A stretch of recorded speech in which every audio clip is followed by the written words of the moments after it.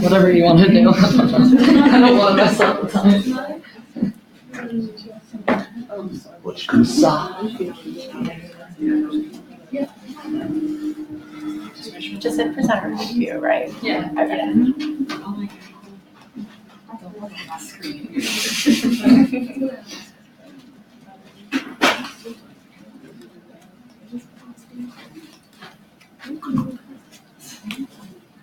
Hi everyone, my name is Monica Montero, and tonight my group and I will be presenting on human resources policies. I will focus on PTO policies, then Brianna will go further into the legality of those policies. Then we have Liz explaining attendance, performance, and privacy policies, then followed by Victoria with wellness policies. So I will go over some of the time off policies offered to employees, the pros and cons of these policies, and more tips on developing attractive, affordable, and fair time off policies. Paid time off is offered dependent on the company, size, and nature of the job. Larger companies typically offer more generous time off policies. Being that they can afford it, compared to a smaller family-owned business, this is enforced through federal and state labor laws, which my partner Bree will go into more depth later on. I will explain some of the time off policies offered by employers and the benefits of these. So up here, I took a picture of my favorite vacation to Portugal. Vacation days are paid time off given to employees intended for travel. These can be accrued either through the time you work or just granted at the start of every year. It just differs from company to company in their policy. So the Seahawks running back, Marshawn Lynch, didn't actually say this, but there are two common ways of accruing vacation days. Like I said, it's either through accruing them according to how much you work, the hours you work, and earning them, or just being granted the same amount every year. So SHRM reports that 36% of Americans don't plan on taking all of their vacation days. Most are saving the PTO days to roll over into the following year, or they simply have too much work to get done and can't take time away from the office in order to use up their days. Some of the reasons are that employees find it too much pressure from their employer. In addition to vacation days, employers may offer personal time, which is similar to vacation time, but with more flexibility, because these don't have to be scheduled in advance because they typically can't be. They're used for mental health days, scheduling an appointment, or taking care of a loved one. So we go into bereavement. Bree really goes into depth with these and explains it better. But I found it really interesting that Facebook recently, not really recently, but in 2017, doubled their bereavement leave. So instead of just having 10 days off for their employees, when they lose an immediate family member, they get 20 days. So that's not the handshake you want at work. So flexible sick leave policies help maintain a healthy workforce, especially around flu season. An issue employers face with providing paid sick leaves is that people will take advantage of it because it is the time that they are entitled to. Because then if they don't, they're just losing money. So very flexible paid holidays are really attractive to employees. Federal jobs usually have the best holidays because they get off for every federal holiday. As the ones listed here, New Year's Eve and all that. So generous policies offer paid days for employees when there are weather closings as well. New Jersey state law does not require employers to pay their employees for time that they didn't actually work, but it's useful for both employees and employers. Just keeps everyone safe and reduces liability on the employer. That dreaded notice we all get in the mail. When someone is summoned for jury duty, again, the employer is not required to pay the employee for time that they didn't spend in the office actually working, but the government will compensate you $5 for your first 3 days and then $40 every day after that. Some company policies offer paid breaks to leave the office in order to vote, or just close the office and use it as a holiday, but by granting them an hour or even the full day to vote. But this is not very common because voting really only takes maybe a half hour, an hour before or after work. Not necessarily time off, but remote days are becoming more prevalent with new technology and easier accessibility to these resources. Some companies include remote days into their policies, allowing employees to work from home or anywhere they please. This is a convenient exchange for personal days when an employee can't make it to the office. So last week, my internship actually allowed me to work remotely, so I decided to explore the Northern Liberty section of Philadelphia. Most of the morning, I worked in this really cute cafe called One Shot, and then in the afternoon, I had the accessibility to travel throughout the city and visit other places. In Northern Liberties, there's actually a WeWork, which is a company that has truly transformed the workplace and made it much easier for companies to have their employees all over the country.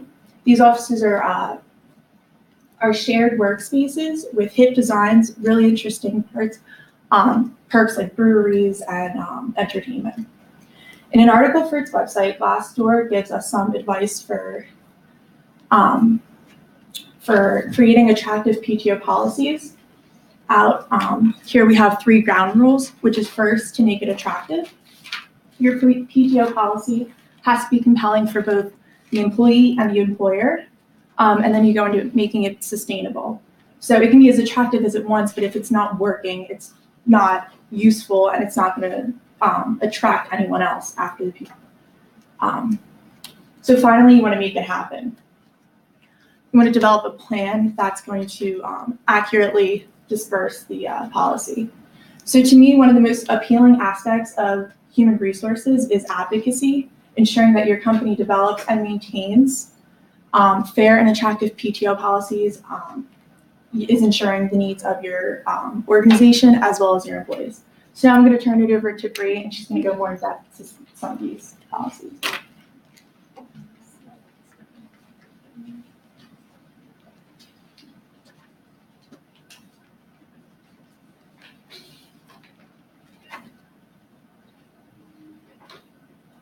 Hi everyone, I'm Bree, and the policies that I'm going to focus on add on to some of the things that Monica just discussed. The main areas I'll be talking about consist of family and medical leave, bereavement, sick leave, jury duty, and other types of leaves, as well as New Jersey that has specific laws for employees that other places don't. The FMLA, or better known as the Family and Medical Leave Act, is the labor law that requires covered employers to provide employees with job protection and unpaid leave for qualified medical and family reasons.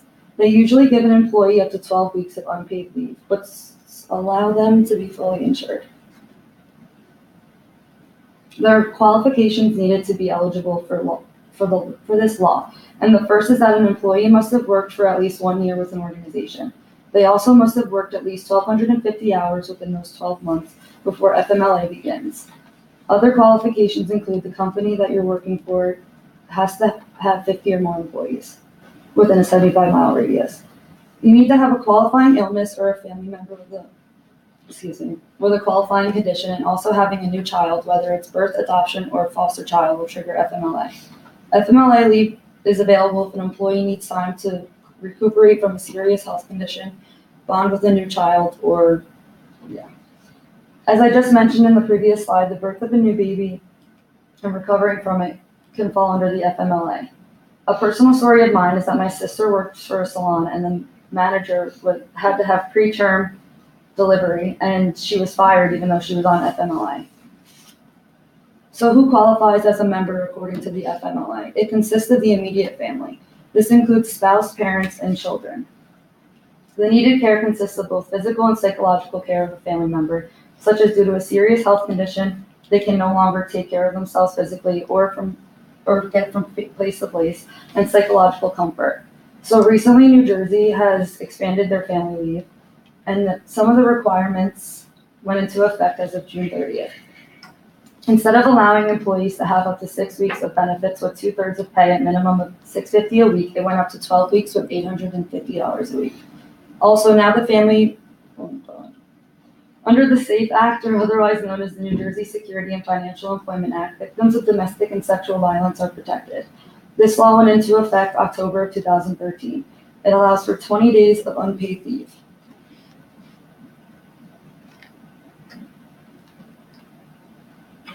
New Jersey has a state temporary disability program which pays eligible employees who are temporarily unable to work due to disability, including pregnancy, up to 2/3 of their usual wages or 26 weeks of partial wage replacement.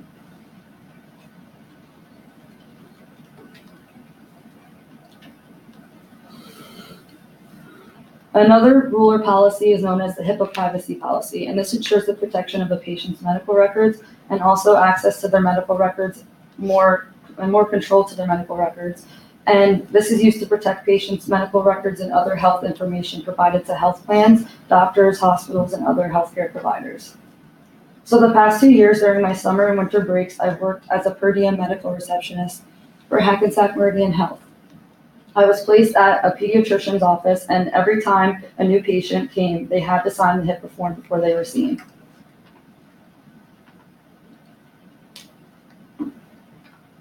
Another policy that's usually in place regards jury duty. It's state law that an employer cannot threaten or terminate an employee's job if they have an ordered court for jury service. An employee will most likely require a copy of the summons to HR to show that they need to have this time off. Although your job's protected from having to attend court on the jury, it's not likely that an employee will be paid for that time away from work. In the state of New Jersey, it's not required for an employer to compensate an employee for their time off for jury duty.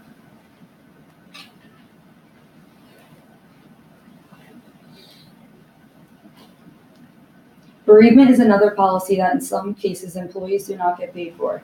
In most instances, organizations will offer up to 3 days of bereavement to organize funeral arrangements, and usually only for immediate family, to attend burials and funerals. If they do not offer this type of leave, then it's up to the employee to use PTO. Paid sick leave is another form of paid or unpaid time off that employees may or may not be entitled to when joining a company. Usually you're given the opportunity to accrue this time, just like vacation days, or given a set amount for the year. It's not mandatory for every state to participate in paid sick leave, except for New Jersey. Governor Phil Murphy passed the New Jersey Paid Sick Leave Act, and this was effective as of October of 2018. So this allows employees to accrue 1 hour of earned sick leave for every 30 hours work, up to 40 hours each year. The law permits employers to create policies that provide additional leave time since they found employees were going to work and affecting other employees. The Uniformed Services Employment and Reemployment Rights Act forbids employers from discriminating against employees who are in the Armed Forces or National Guard. You have to hold on to them for 5 years or until they are no longer in uniform. An employee assistance program is voluntary. It's a work-based program that offers short-term counseling, referrals, and follow-up services to employees who need help coping with personal problems that can affect their work performance, like drug addiction and gambling addiction. To wrap it up, I talked about FMLA, jury duty, sick leave, and now I'm going to pass it on to Liz, who's going to talk about attendance, performance, and privacy policies. Hello, everyone. My name is Liz. I'm going to be talking about attendance policies, job performance policies, as well as annual reviews since they kind of go hand in hand. I'm also going to be talking about employee privacy policies and social media policies.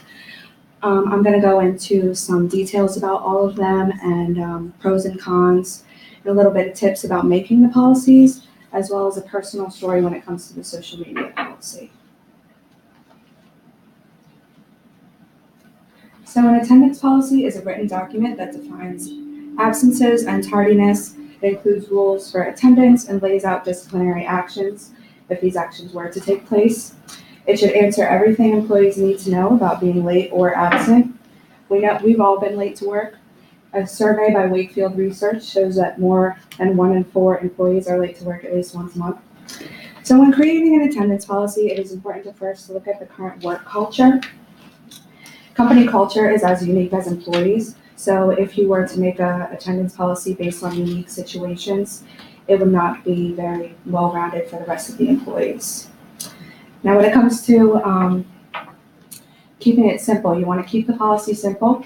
Instead of going by scenarios again, like say there's a student worker who rushes from school to work and counting them late, stuff like that. You want to stick to employee absences topics like attendance, no-shows, stuff like that. Now, a job performance policy and a job performance evaluation policy, a job description as well as performance standards are fundamental and necessary. A job description contains the essential functions of a job, and performance standards tell the employee how they should perform their job functions to meet expectations.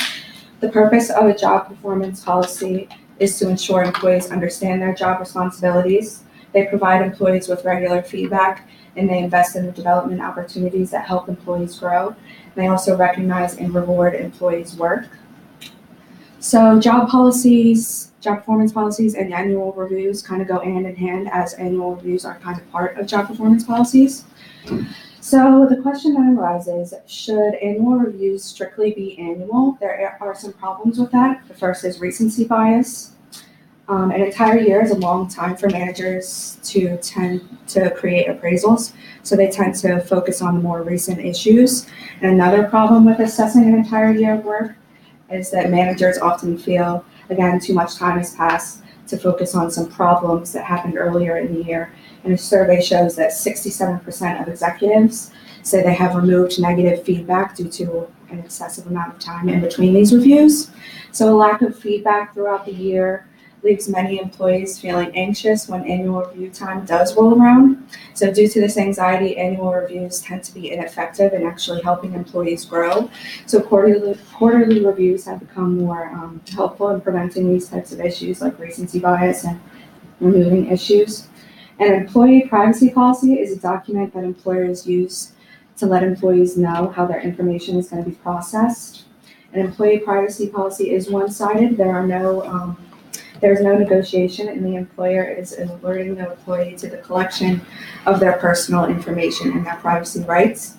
It is considered a type of agreement because employers are strictly to do with the information what they tell employees they're going to do.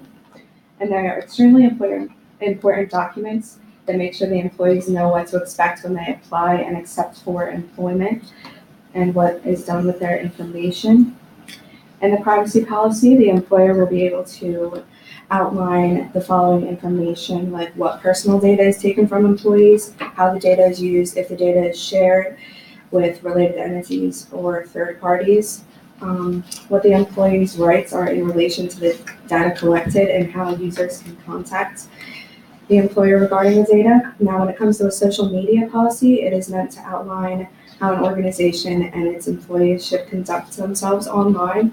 It helps safeguard a brand's reputation, encourages employees to responsibly use the internet and use their social medias, and it can promote employee productivity.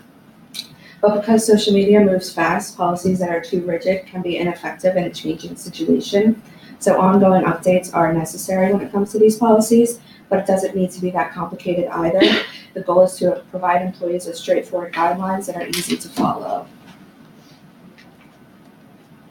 So benefits of a social media policy, I have a couple lined out.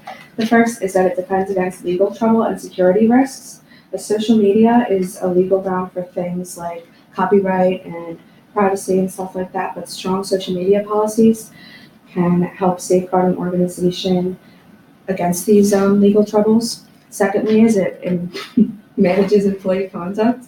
Policies can tell employees to cool it around controversial subjects where emotions run high, such as religion and politics. You don't want your employees to be rambling about that. It can give your company a negative perception of the public and stuff like that. It also promotes productivity.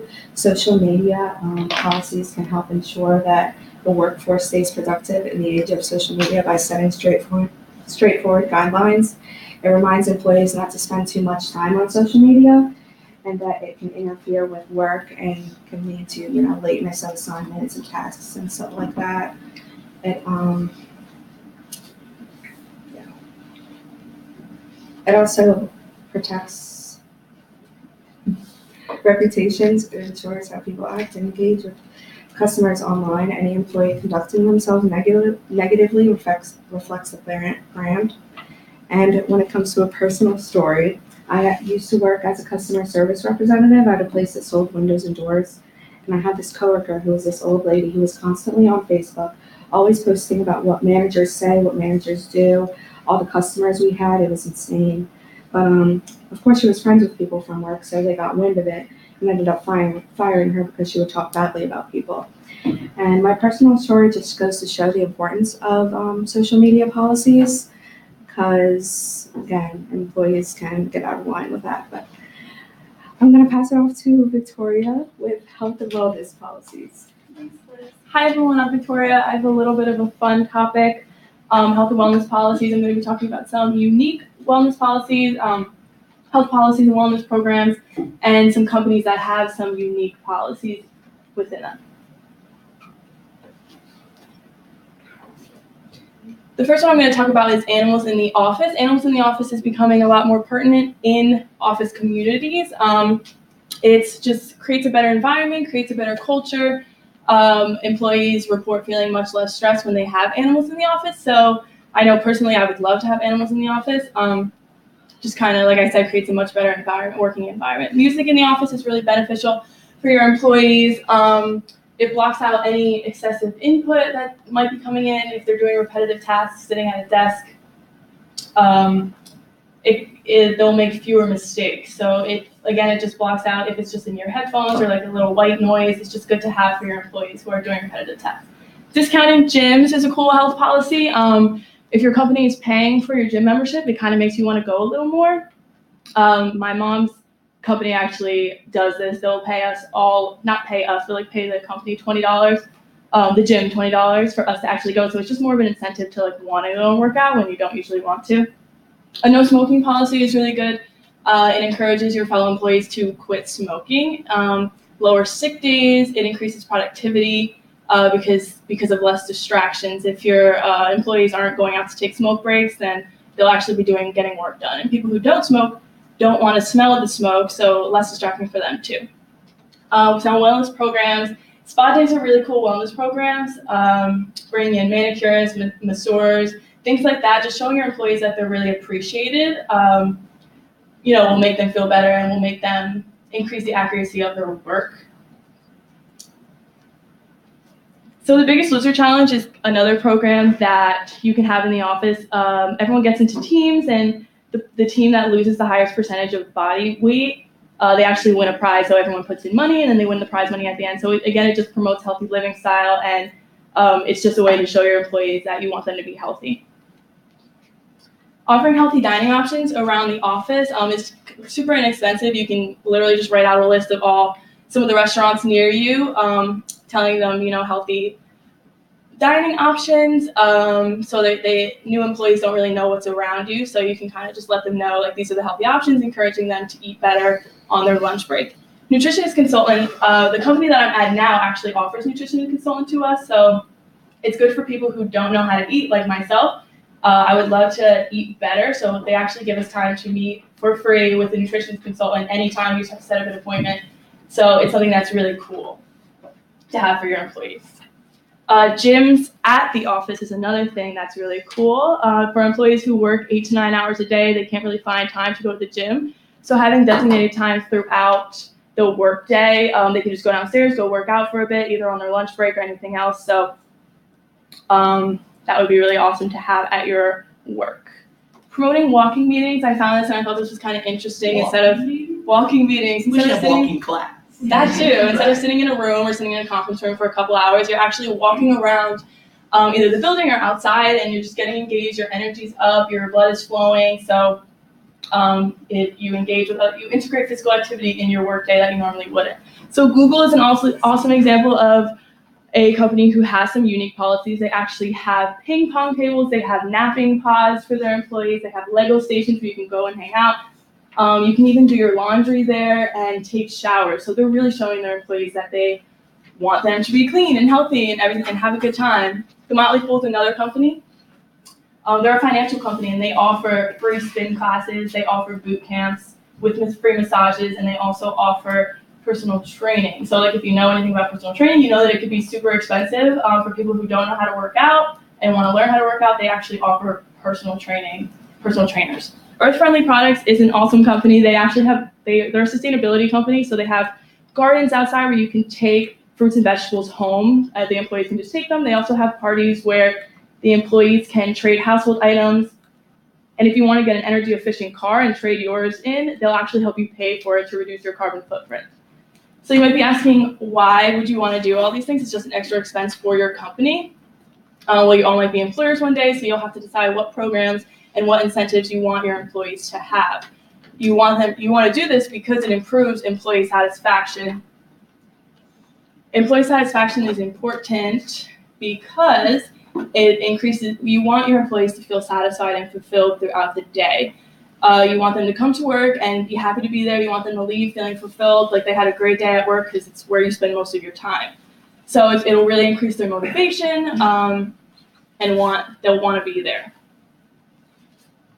It'll also increase employee engagement.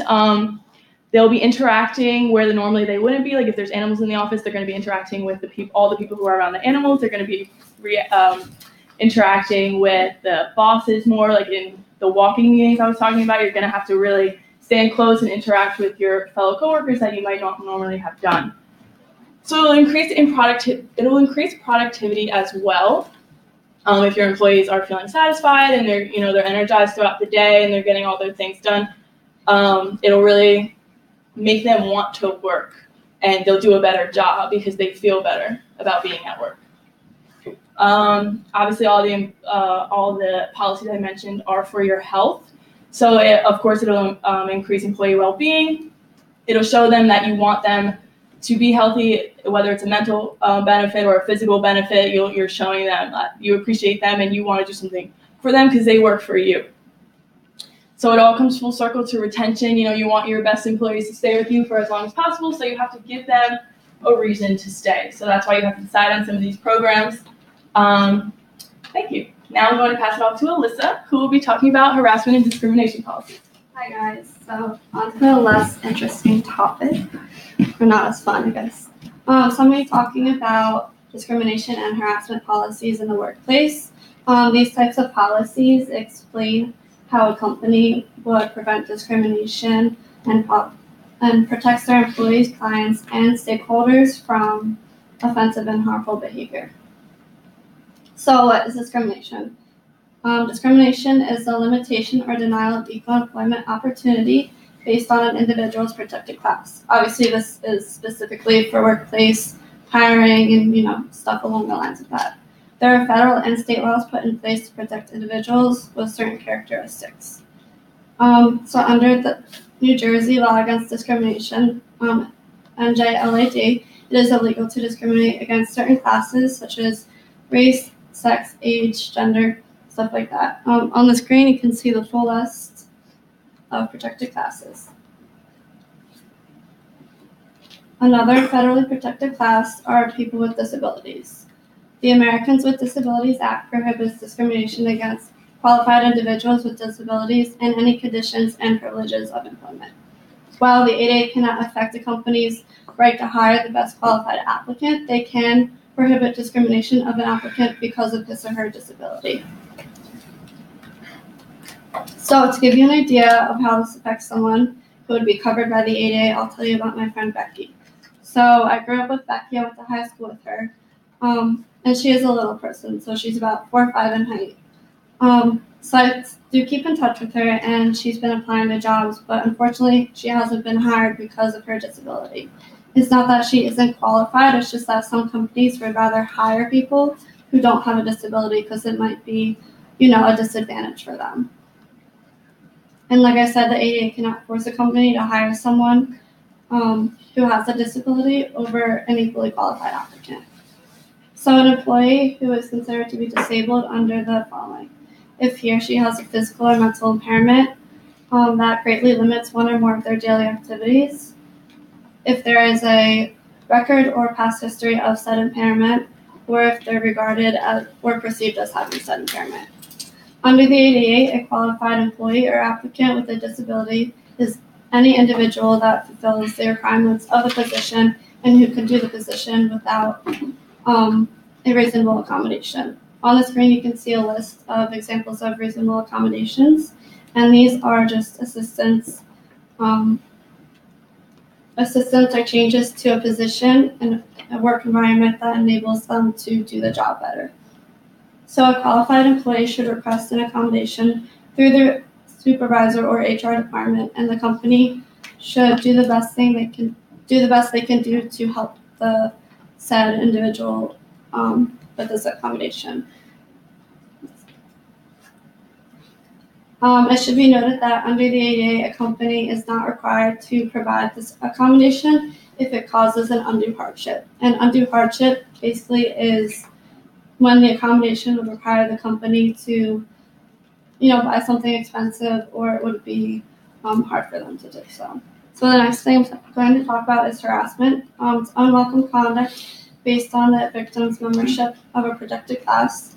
The harasser can be the victim's supervisor, a supervisor in another area, or a coworker. Workplace harassment is not limited to sexual harassment.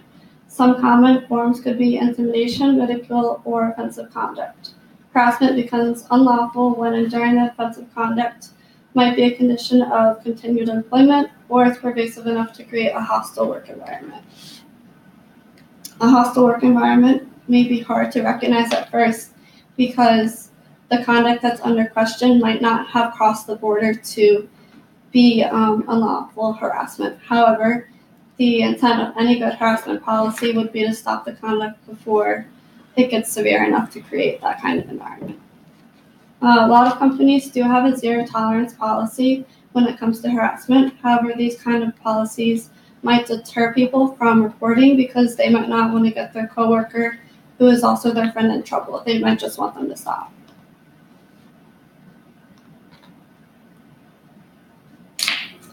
So in very general terms, sexual harassment is unwanted or unwelcome sexual advances, requests for sexual favors, or other verbal or physical conduct. However, not all behaviors have to be sexual in nature. Making offensive remarks about someone's sex is also illegal. So the best way to eliminate harassment in the workplace is prevention. Employers should use appropriate training for their employees and encourage them to report any incidents by the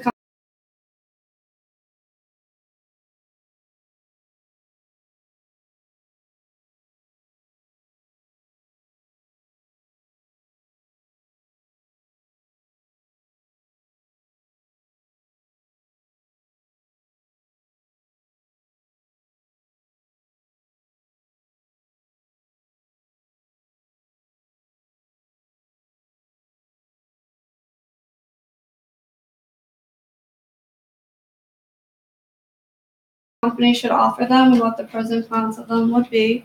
And then Bree went into more the legal side of it. She talked about FMLA and New Jersey laws, including sick time leave and New Jersey disability leave. Next, we had Liz talk about attendance, performance reviews, and privacy and social media policies.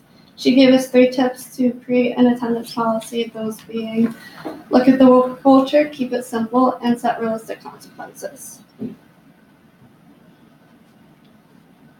And then we have Victoria speak about the hot topic in HR, which would be health and wellness policies. She provided some common examples like bringing animals to work or listening to music, which helps productivity. And she also talked about some interesting things like walking meetings or having gyms in your workplace. And then lastly, I just went over harassment and discrimination. And I went over different types of harassment and some things like reasonable accommodation. I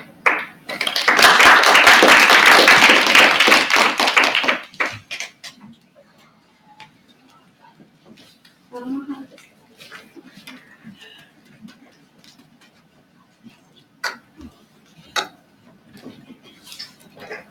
Okay, I decided to go ahead and do a full lecture. No, that's not gonna work. Hello, great presentations tonight. On the activities, go ahead and list 3 presentation night. The triple. I will send an email out to you re-explaining or explaining a little bit more detail about the exam. But it will post, I think I have it due next week. opens or? I will send an email tomorrow morning and give a full explanation, but this time I'm gonna ask you to interview somebody in this room or in the other class, or somebody who has taken this class before. And I'll give you reasons in the email, but I think it'll be better as far as the purpose. They'll know what you're trying to accomplish and what they're trying to accomplish as well. So, get out of here. Thank you. Everybody did great tonight. Oh, that was on the board. So, I mean,